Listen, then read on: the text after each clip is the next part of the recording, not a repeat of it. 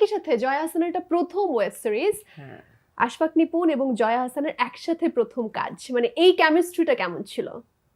এই কেমিস্ট্রিটা আসলে এটা আমার দিক থেকে যদি আমি বলতে চাই যে অনেকদিন ধরেই তো আসলে যেহেতু বড় পর্দায় অনেক কাজ ছিল, পেন্ডিং ছিল, করব না বা খুব ঠিকঠাক কোনো কাজ দিয়ে শুরু করব এরকম যদি, এবং আরেকটা বিষয় ছিল যে আমি যেহেতু দুই বাংলাতে কাজ করা হয়, যে আমি করলে অবশ্যই কোনো বাংলাদেশের কোনো কন্টেন্ট দিয়ে আমি শুরু করব। তো সেই ক্ষেত্রে তো আসলে এর চেয়ে আর ভালো পিক কিছু আমার জন্য হতে পারে না আশফাক নিপুণ।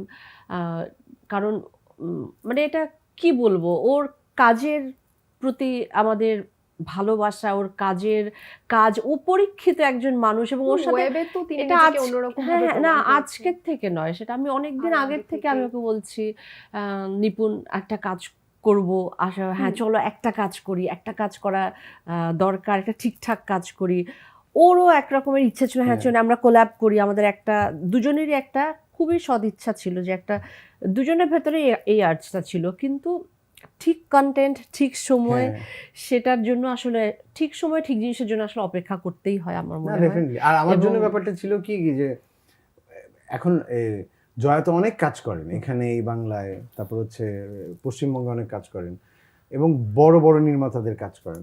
এখন ওনাদের প্রত্যেকের কাজে একটা কমন প্যাটার্ন থাকে, সেটা হচ্ছে স্ক্রিপ্ট থাকে। আমার তো স্ক্রিপ্ট থাকে না। সো আমার প্রথম টেনশনই ছিল যে আচ্ছা উনি কি করতে রাজি হবেন কিনা, যে আমাকে একটা স্ক্রিপ্ট দাও, না হলে আমি কিভাবে রেডি করব। এটাই কি প্রথমবারের মতো জয়া আহসানকে কোনো গল্প নিয়ে? এক্স্যাক্টলি, হ্যাঁ। এই প্রথমবারই আমি গল্পটা, এই প্রথমবারই আমি তার সাথে গল্প নিয়ে বসলাম এবং আমরা বোধহয় 2টা গল্প নিয়ে কথা বললাম এবং এই গল্পটা আরো বেশি ওই গল্পটাও ভালো ছিল, বাট এই গল্পটা আরো বেশি এক্সাইটিং। কিন্তু আমার জন্য চ্যালেঞ্জ ছিল যে আমি তো স্ক্রিপ্ট করতে পারি না বা লিখি না। সো এই ফরম্যাটে জয়া কি কাজ করবেন কিনা, যে আসলে এই ফরম্যাটে উনি কি কমফোর্টেবল হবেন কিনা।